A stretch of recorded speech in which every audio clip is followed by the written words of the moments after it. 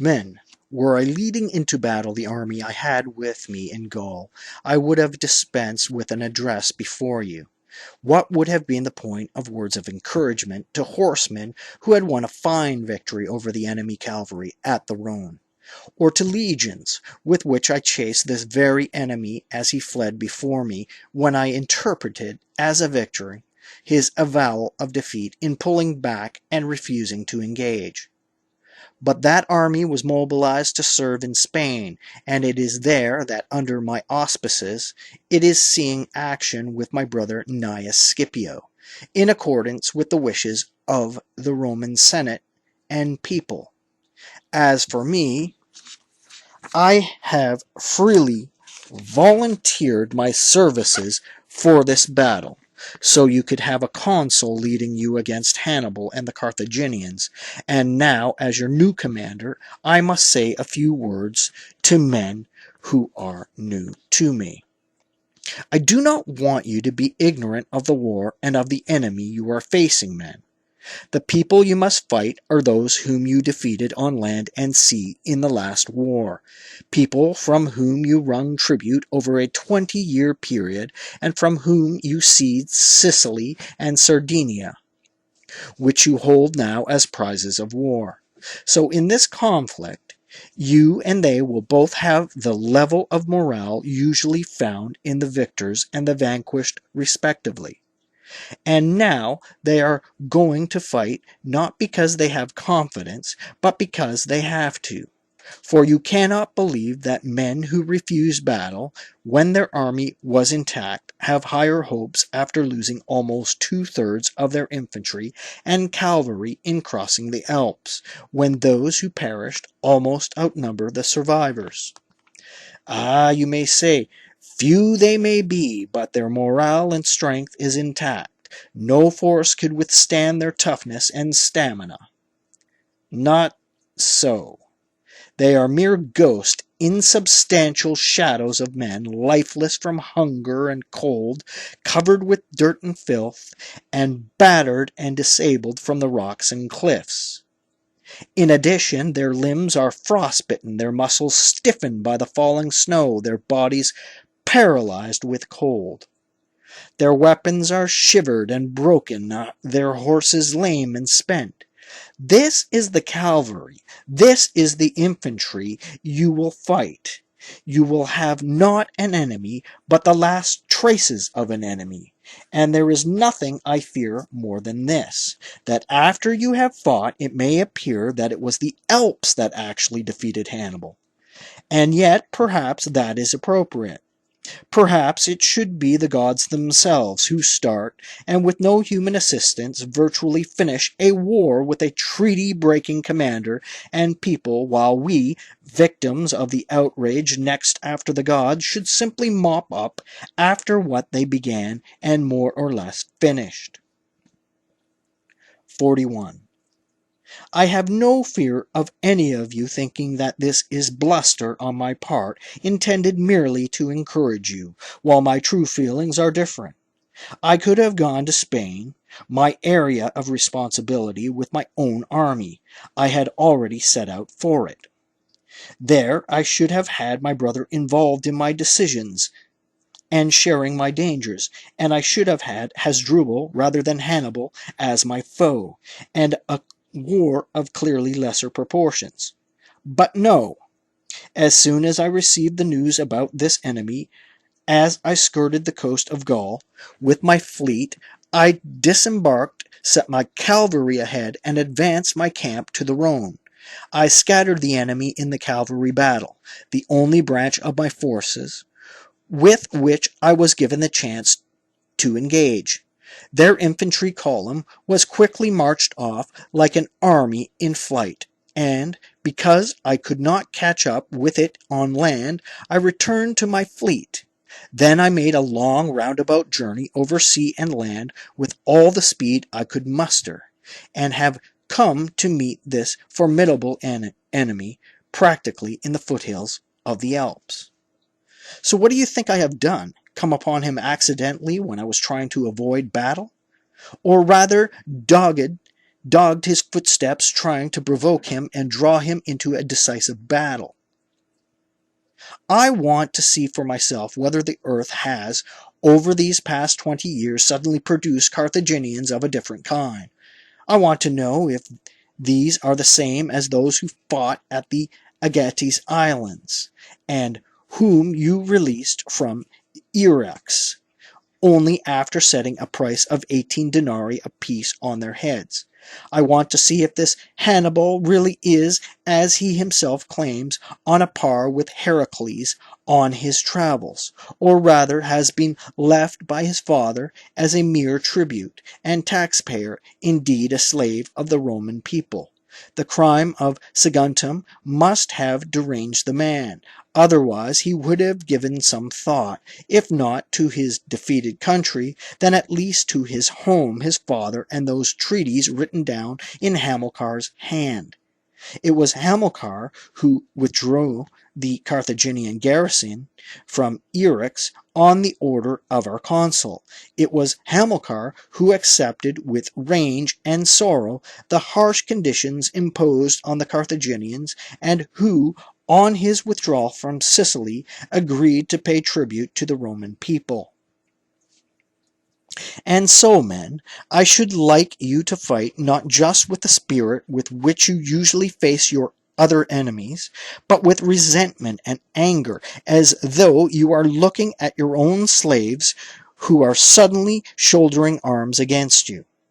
When we blockaded them at Eryx, we could have starved them to death, the worst of punishments to be inflicted on a human. We could have sent our victorious fleet across the Africa and destroyed Carthage in a matter of days without a fight. Instead, we showed mercy when they begged for it, raised the siege, and made peace with them after their defeat, and then, when they were in difficulties with a war in Africa, we regarded them as being under our protection. As thanks for these favors, they come following a young maniac to attack our country.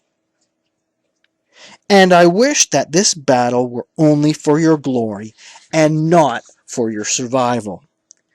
It is not for the possession of Sicily and Sardinia, our earlier bones of contention, that you now must fight, but for Italy.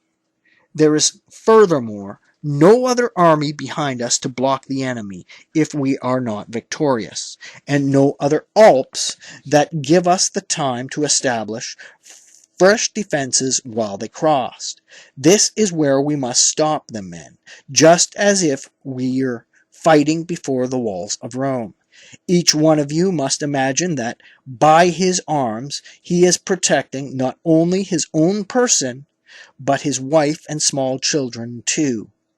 And his thoughts should be focused not merely on his home.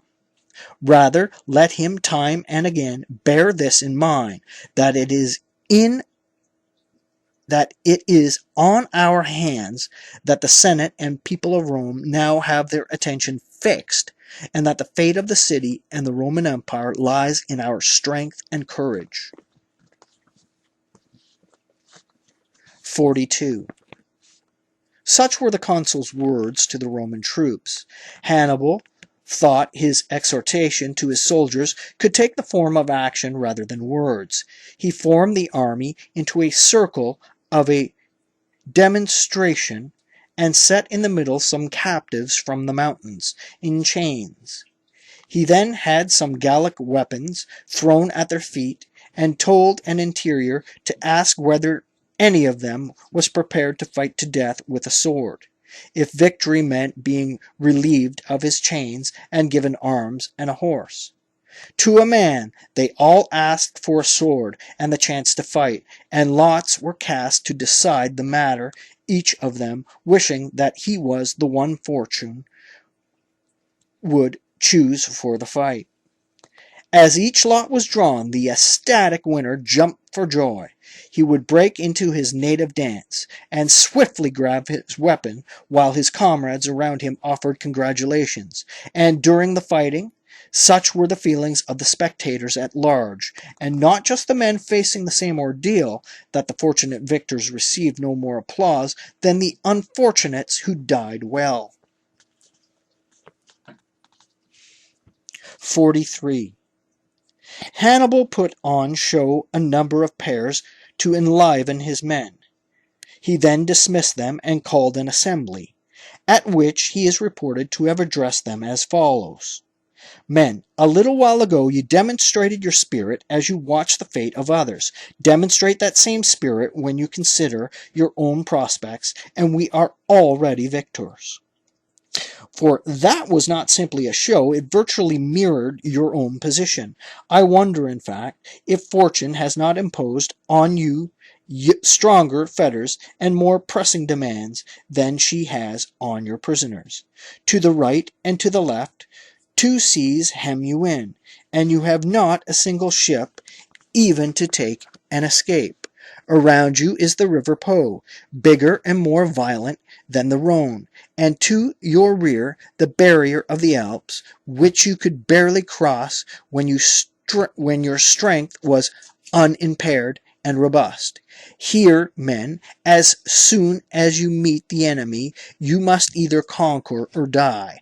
But if you prevail, that very same fortune that has imposed you on the obligation to fight holds out prizes to you, and prizes greater than men usually ask for even in their prayers to the immortal gods. Suppose it were merely Sicily and Sardinia, filched from our fathers, that we were going to recover. Those would be prizes great enough themselves. As it is, whatever all their many triumphs have won and accumulated for the Romans, all that is going to be yours along with its owners. Come on, then, take up your arms and win this rich reward. The gods are with you. You have spent enough time chasing sheep on the desolate mountains of Lusitania and Celeberia, seeing no return for all your tribulation and danger.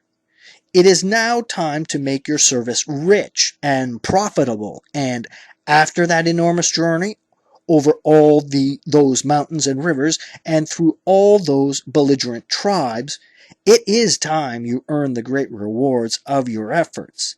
It is here that fortune has granted an end to your labors, and here she will give you the reward you deserve when your service is done. Do not imagine that victory will be as difficult as the fame of the war might suggest. Often an underrated enemy has put up a bloody fight, and famous peoples and kings have been defeated with little effort. For set aside this one thing, the shining name of Rome, and how are they to be compared with you? I say nothing of the 20 years you have served with the valor and success for which you are famous. Now you have come to this place, triumphant from the pillars of Hercules, and from the ocean and the bounds of the earth, passing through all the most violent tribes of Spain and Gaul. You will fight against an inexperienced army that was massacred, beaten, and blockaded by Gauls this very summer. An army that its commander does not know, and which does not know its commander. In my case, I was practically born and certainly brought up in the headquarters of a distinguished commander, my father. I am the man who brought Spain and Gaul to heel, and conquered not only the peoples of the Alps, but a much greater achievement, the Alps themselves. Am I then to compare myself with this 6-month commander, with this deserter of his own army? If today someone should take away the standards and show him Carthaginians and Romans, I am convinced he would have no idea of which army he is the consul. And personally, I do not judge the following considerations to be of little importance. There is not a man amongst you before whose eyes I have not myself on numerous occasions performed some military exploit. Likewise, there is not one whose courage I have not personally observed and witnessed, and whose feats I could not recount with details of time and location. I shall take the field with men I have praised and decorated 1,000 times, men to all of whom I was a stepson before becoming their commander, and I shall go into battle against soldiers who simply do not know each other. 44. Wherever my eyes have fallen, all I see is courage and strength, a veteran infantry, cavalry, and without bridles drawn from tribes of noble spirit, you, our allies, loyal and brave, and you, Carthaginians, who will not only fight for your country, but fight also with righteous indignation. We are on the offensive. We are going down to attack Italy. We shall fight all the more boldly and courageously. As the invader, we have higher hopes and greater morale than the defender. In addition, our hearts are afire and spurred on by resentment, by our unjust treatment, and by humiliation. The Romans demanded the punishment first of your leader, me, and then of all of you, for your attack on Saguntum. Had we been delivered to them, they would have inflicted on us the cruelest of tortures. They are a barbarous and high-handed nation. They want everything to be theirs and under their control. They think they have the right to decide with whom we are to be at war and with whom to be at peace. They confine and restrict us, using mountains and rivers as borders, and we are not to cross. But they themselves do not observe those boundaries that they have defined. Do not cross the Ebro, they say. Keep away from the people of Saguntum. But is Saguntum on the Ebro? Do not take a step in any direction, they say. It is not enough that you have taken from me my oldest provinces, Sicily and Sardinia. Are you taking the Spanish provinces too? And if I cede these as well, will you cross to Africa? Did I say will cross? I mean have crossed. They have sent out this year's 2 consuls, one to Africa and the other to Spain. We have been left nothing anywhere apart from what we may defend with our weapons. The people who can afford to be timid and cowardly are those who have a refuge behind them, those who have lands and farms to receive them as they withdraw along safe and peaceful routes. But you must be men of courage. You must set aside an absolutely hopeless any result between victory and death, and either win or, if your fortunes waver, meet your end in battle rather than in flight. If you are all firmly resolved on this, and it is fixed in your minds, then, I shall say it again, you are already the victors. Man has been given by the immortal gods no sharper an incentive to conquer than indifference to death.